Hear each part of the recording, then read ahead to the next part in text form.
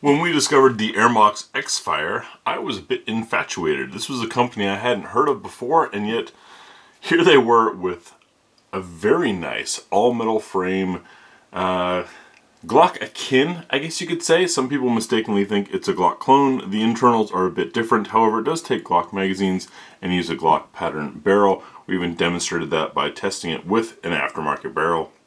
Some of the things, really neat pistol, especially for a first pistol. Very nicely done. Had a few things on it that I thought could be improved, and when I met with Ermox at IWA Classics 2024 in Nuremberg, Germany, I helped go over some of those things with them, but they had another pistol that was absolutely beautiful.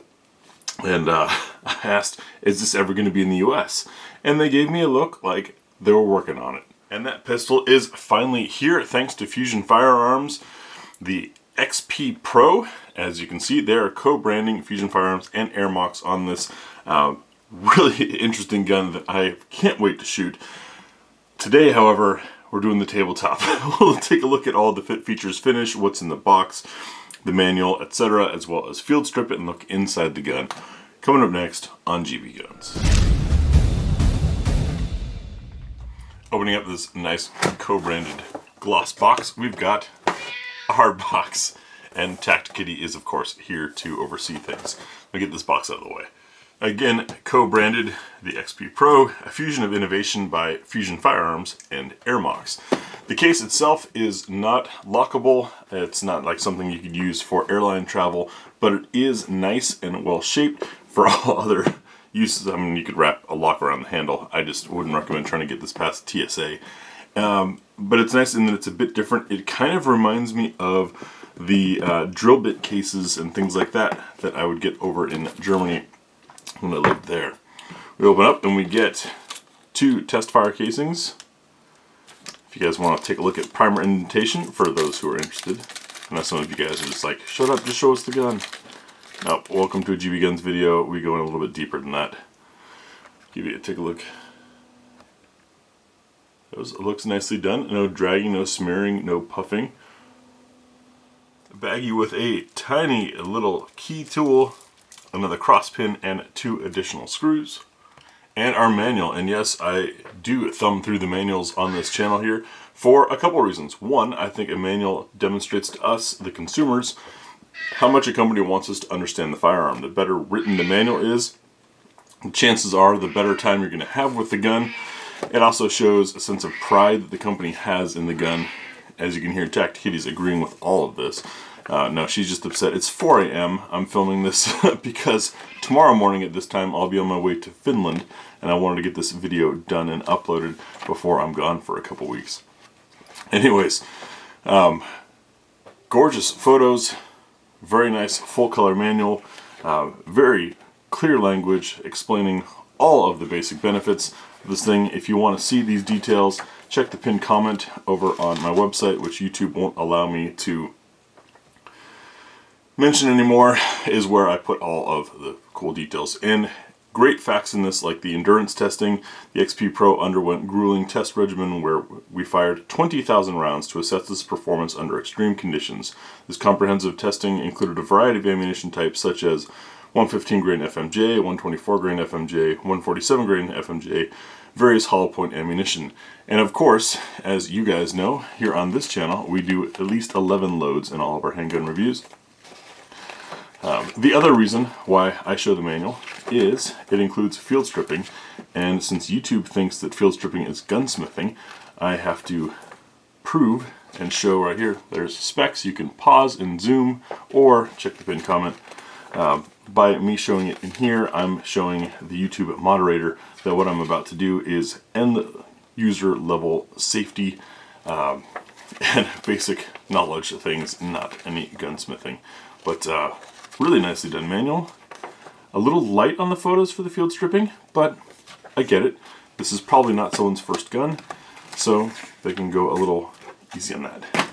Now we can take a look at what else is in the case. Up top right here, by the way, is a nice laser cut Fusion Firearms and Ermox symbols, which I think is pretty cool. We have the pistol. We have our 2 optics plates, and these optics plates are steel and include an integrated rear sight, which I think is really nice. Underneath, laser engraved, are a list of compatible optics on both of these, which I think is also very cool. That's quite a list. That's a lot of extra effort and potentially extra expense for the company to go through to make this. You can see that this plate system uses 2 recoil bosses for the plate itself, and then of course up top you have your bosses for the optic. So that's very nicely done. We have 2 included magazines, and this takes Glock pattern magazines, which is one of the things that's kind of neat about it.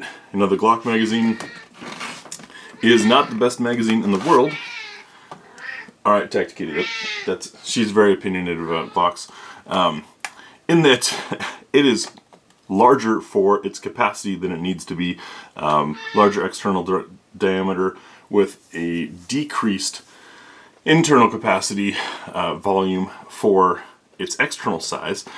But thanks to Glock's business practices that made it such a ubiquitous pistol, you can get Glock pattern magazines anywhere and very cheap. My sample came with 2 10-round mags. I'm not sure why, I live in a free state, but that's okay. I've got plenty of standard capacity magazines. So, a double stack 1911-ish thing, hammer-fired gun running off of Glock pattern magazines. Yes, it is the thing that, well, one of the many things that Glock failed to do for decades. We also have this interesting cleaning kit, which I'll have to break down separately. And for those of you saying, "Sheesh, this guy hasn't even touched the gun yet," there are chapter markers on YouTube. They started doing that a couple years ago, and I use those. You can skip to the section you want. So we have a Allen key star bit for doing the optics. Open up this handle, and we have our cleaning rods, a bore mop, and 2 different bore brushes all inside here. And the way this works, if you're not familiar with these, is this will actually thread in, and the carrying case for it becomes the handle, which is really nice. I've seen a few other makers use a system like this, and it's usually not so big of a diameter of a kit, which, while smaller and compactor, fits nicely in other places. It's also easier to lose and a lot more difficult to get everything to fit in. So I applaud Ermox and X-Fire for using something of a usable size. And now we can take a look at the XP Pro. Gorgeous, gorgeous firearm, and I can tell you at IWA Classics they had these in a variety of colors and things, and it was just stunning and a bit unexpected. All we knew of Ermox prior was that X-Fire, which was sold at near fire sale prices. In fact, that was one of the reasons I decided to cover it, was there's no way that pistol could survive at that price point. So I suggested that folks who were unafraid of trying new and different things and new brands to jump on it while they could, because there was no way it was going to be that affordable for that long. And it turned out to be true, and as I saw at the show, Ermox is a high-end company. They were just breaking into the market, and one of the ways you do that sometimes is by having a very affordable product so that people are willing to take the chance. What we have here is an all-steel double-stack 1911-inch pistol, 4-inch barrel, and running on Glock 17 pattern magazines. So it is a bit of a mullet gun, if you will, in that we've got a shorter slide than grip combo than is common. Right? We're mostly accustomed to 4-inch barrels being a 15-round gun.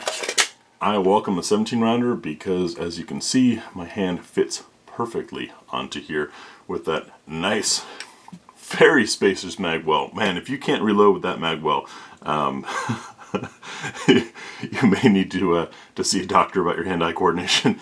But that mag well wraps my hand right up on the gun very nicely. We'll now get into our standard GBGuns tabletop. You guys will have to excuse Tacticity and all of her noise. She was puzzled that I'm up at 4 a.m. filming this video. I explained that's because I'm going to Finland tomorrow, and then she wasn't tracking the whole Finland trip, so very upset. Alright, with our slide lock to the rear, flip the gun over and see if we get magazine release or ejection. And it looks like we've got release. But even though it's a polymer sleeved magazine, should drop free nice and clearly because we've got a steel mag well in there, so we've got less friction. You can see we're clear. Drop the slide. This slide design is pretty sharp looking. I did notice at the shop when I went to pick it up, you got to be careful where you grab. The tri-top design, which I love aesthetically, also makes it a little bit skinny to grab up here. I'd say get in the habit of grabbing back here, at least for me, because when I grabbed up front, I also caught these little vent cuts here on my fingers, and that's just something you gotta get used to on the gun. But coming up front, we can see we've got a beautiful bull barrel with a nice little target crown there. Get some light on it so you can see it. Our slide to frame fit, whew, is rock solid tight. There is no movement there. And I say this in every video just because some folks still don't get it. Slide to frame fit does not impact your accuracy because your sights are moving with the slide. So if the slide settles a wee bit different and somehow at handgun distance with your naked eye you're able to tell that it's a millimeter or 2 degrees different than it was before, it doesn't matter because you're going to be lining up the sights anyways. What is important is your barrel lockup, and that's not moving at all. So really nicely done there. You can see our nice stylization and weight reduction by going with a tri-top slide. We have plenty of rail space underneath. I find it kind of interesting too to see these screws here like you would on a 2011, where generally this lower part is polymer, but on this gun all steel. We have a little bit of contour and traction points up on the front of the trigger guard for those who like to hook a finger there. You can see our radius here underneath. I can feel a slight edge there, but nothing sharp or too rough. So even though you're getting Glock magazines, you shouldn't get Glock knuckle. Since we're here, we'll do trigger talk. I like this hollow bow. It's kind of a neat design. We do have a grip safety. There's our take up, very short to the wall, and it breaks at the wall. It is not glass rod break, but it's pretty good. Very short reset. So I got a little bit of creep there, and that's just ghosting and going super slow through the trigger. Of course, on the range that'll feel different, and the pull will be more like this, which is perfect, like pressing a button. I would say not clicking, more of a pressing of a button type feeling. One of the things that I noticed additionally right away at the shop is you see this extended slide release slide lock. You can see how much it protrudes so that you can get up to lock easily, but because it's extended I can casually, comfortably reach it with my thumb. That is a unique thing. Those of you that have spent much time with a 1911 design know that generally reaching the slide lock release involves inserting the magazine and rolling your hand up to hit it with your support hand, and then just turning that into your firing grip. With this, folks may not need to know that technique yet. They can just reach. Our texturing on the front strap is not super aggressive, but is certainly there. Running my skin over, I can feel it, but it didn't really bite me in hand while holding. We'll find out on the range what kind of a difference that makes, but you can see this radius starting here on this curve, and that makes it feel really nice and helps us balance for the fact that we have a thicker magazine. Part of the block sensation on Glock magazine grips is, again, back to that bigger magazine, so you end up with a more squarish grip, but that radiusing there definitely helps. You can see though how this gun fills my hands. I wear double XL gloves. It is a lot of diameter. Previously, I think conventional wisdom would say, oh, that's bad, it's terrible, people with non-monster hands are going to have trouble. One of the things that I've learned in working with various range partners of different hand sizes is that's not true. If it opens your hand like this, that's allowing more surface contact area for your support hand. So you can actually get a better grip often by having an more open hand on this side. You saw our mag well, and I'm going to assume that extra pin is in case you want to drop out this mainspring pin to remove the mag well, if it's going to be used for carry or something like that. Although the mag well does not protrude too grossly out the back. When people are thinking about mag wells and wanting to ditch it for carry, it's generally the ones that flare wide back here. because that makes a point on your shirt for printing. This does go quite a bit wider than the gun. I don't know if I'd want that for carry or not. That's up to you, but it is removable. And again, this is an all steel gun, so it'd be a bit heavy for carry. We've got a dimple style texturing on the sides here. It's not grippy at all. It's something that your hand feels. How effective that's going to be at the range, again, it's something we're going to have to see at the range. Coming around the back, you can see a classic checkering on our mainspring housing and this nice polish on the grip safety. Good high beaver tail to keep the hand clear, and it does look like a quote-unquote high bore axis. I'm telling you guys, bore axis is not as big of a deal as the internet says it is. We'll see when we get to the range, but I think I've already demonstrated at some point in the last 500 handguns that it really doesn't matter if you know what you're doing. I'll show you the contours of these safeties, because that's another thing that I noticed was really nice. You see that kind of outward edge there? That's a detail you don't often see. There we go, now the light's hitting it. Nice and broad, very comfy for getting a hand up. It is a higher reach than on the standard 1911. My thumb is going up higher. It's not a standard 1911, but just to grab another thing that I've got on hand here. This Bull Armory does not feel like I'm opening my hand as much to reach there as I am on this guy. Slide frame fit in the back. Here we can get a little bit of wiggle, but it's nice and tight. And for all the 1911 nerds to look at that slide to frame finish, very nicely blended. Here's a look at our sight picture. Blacked out U-notch rear with serrations and a white dot front sight. Be very nice. Although this is an optics ready gun, and you can see how deep that plate cut is, which is pretty nice. And it comes with steel plates. I will be shooting this with irons in the shooting impressions, at least initially, because I believe in not modifying a firearm before I review it to tell you guys about the firearm. As soon as a dot goes on the gun, the review becomes that gun with that dot and how it works with that ammunition, which sadly most reviewers don't tell you.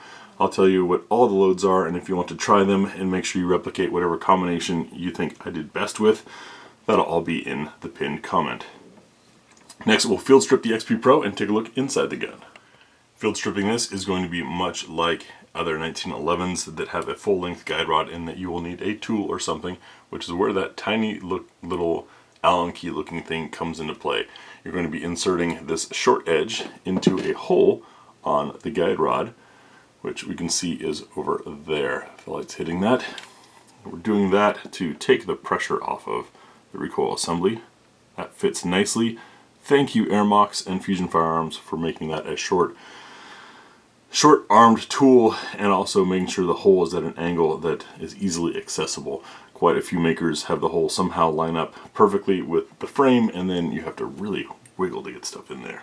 Right, so leaving that in place, we're going to ease our slide forward until we get to our takedown spot. Little window, much like on another 1911, right there-ish.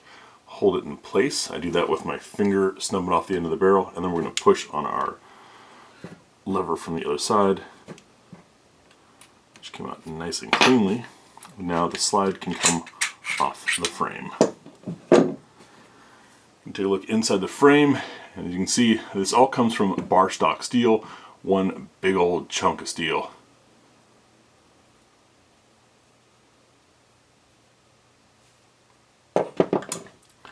With our recoil assembly pinned like this, we can bring it out of the pistol.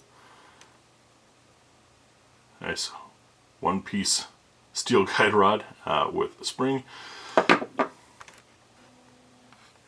And then by knocking our link down, we can bring the barrel out the front, like so, and take a look inside of our slide. As you can see, this is a 70 series, which means it doesn't have the little safety doohickey. Some folks say that is potentially more dangerous than having the firing pin safety. Theoretically, yes, that's true. Is it a real issue? Depends on the gun, depends on the ammo, depends on the angle that it's dropped at and where that hits.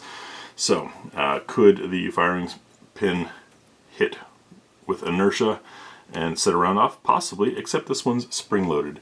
So you have spring resistance there, and that spring weight being stronger than the potential energy of a firing pin after being dropped, I'd say this gun is likely drop safe. So please don't believe everything you see on the internet about if it's 70 series, you're dead. If it's 80 series, the trigger is terrible. I've fired 80 series guns with great triggers, and I've seen 70 series like this with a little spring in there to help prevent the firing pin inertia alone setting off a primer. Let me wipe this barrel down a bit and we'll check chamber fitment.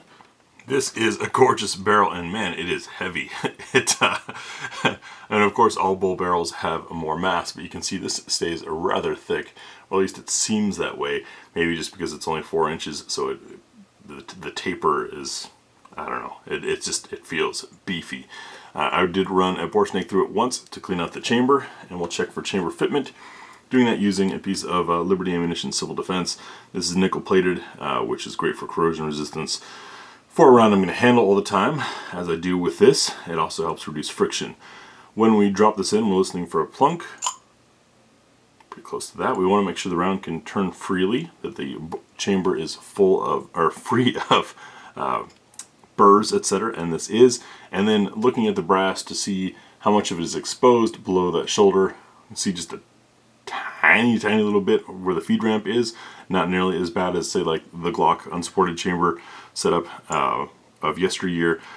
I'd say this is fully supported enough. Now, why does that matter, and what about ammunition? Well, having a fully or nearly fully supported chamber like that, and by the way, the little last edge of brass that was exposed is also the strongest part of the brass, so I don't think you have any issues there, but you want to be cautious about using only quality ammunition. I checked the manual real quick to see what it said about ammunition restrictions, since people always ask, and it says to only use commercially produced ammunition, not reloads, and it says to only use ammunition recommended in the manual, which would be commercially produced ammunition, not reloads. So, what about plus P? That's what people always ask. Plus P is commercially produced. This was made in Turkey, where a lot of their stuff is done using NATO pressure loads. NATO pressure loads are 10% higher than SAMI spec. So, in theory, if it's okay for NATO, it's okay for plus P, because plus P is also 10% higher pressure than a regular SAMI spec, at least for a 9mm. This is a 4-inch barrel, which is what the SAMI spec is for 9mm, meaning if you wanted to use this for defense and you're concerned about your defensive loads performing as intended, you don't need plus P, because this is the barrel length that SAMI has told those manufacturers to make their ammunition to. So I wouldn't worry about it. I don't think there's really a reason for plus P with this gun. We've got the barrel length. Additionally, this is more of a competition range gun than a self-defense gun. If you want to use plus P, I'd say contact Fusion Firearms and get their opinion on it first. Now we can reassemble by reversing the disassembly process, and while I do that, I'll tell you about what you'll see in the range video. Range videos include our absolute first shots through the gun. That's right, I don't do highlight reels on this channel. I don't do stage stuff to make a gun look better or worse than it actually is. You get real raw first impressions, and believe me, it's painful for me. I've been excited about this gun since that show in Germany, and I'm about to leave the country for 2 weeks, so I won't be able to hit the range the next 2 weekends, and then the third weekend, the one that I'm back, the range is closed for a match, so I can't film then either, which is painful. I've got to wait. But you guys saw how I put all that back together. I'm making sure the eyelet is lined up with this hole here. Drop that pin, kind of get it started, and bring us back to the window spot where it all fit in. Doesn't feel like it went in all the way. Nope, I did not.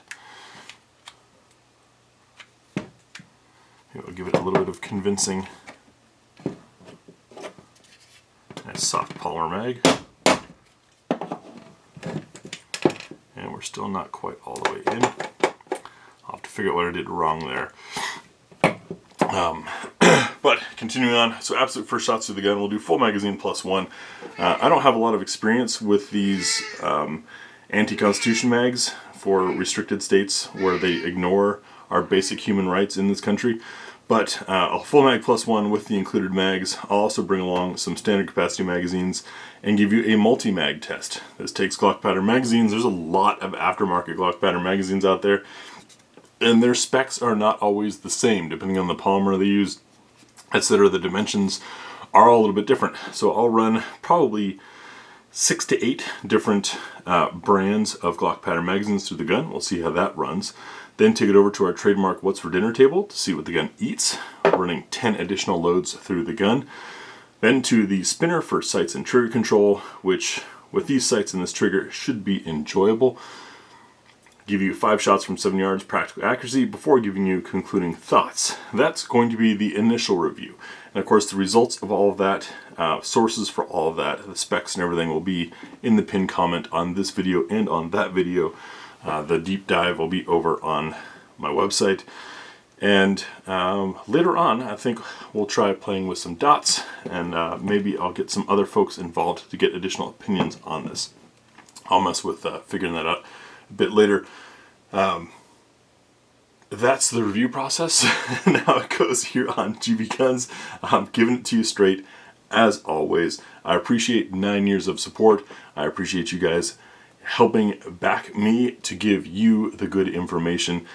It's things like that that enable us to get our hands on things that you may or may not see at your gun shop, and I realize and appreciate the financial risk that it is as a consumer to look at something and say, man, I want that, and then not be able to touch it in hand yet and have to take the word of these third-party reviews. That's part of why I do what I do the way I do it. It's also why you won't see me on the Leviathan list or any of those influencer lists, because I am not here to tell you what to do or think. I'm here to help you guys think for yourselves. Thanks again for watching, and we'll see you on the range. A little follow-up on that kerfuffle, getting it all back together. It appeared that the takedown lever was flush here, but it was not seating all the way deep in, which obviously it is now. We can see we've got full function, everything's working fine. I found it easier once you get the slide on in place, you can remove that tool to release the pressure on the recoil spring. That helps keep the little locking lug or the little swinging link available. That was not the alignment problem. I'm not sure what didn't set right, but in trying it again a second time, I had no issues and it all went back together. So just a little reality of putting these things together. I'm sure I'll catch some hate. There'll be some folks saying, oh, you don't know what you're doing, blah, blah, blah. No, it's that I don't do highlight reels. I show you the experience. That was the first time I'd done that on this particular gun. Rather than practice it a dozen times and give you guys a perfect cut, I wanted to give you a possibly realistic, something you might experience video, because that's the way I do it here. Thanks again.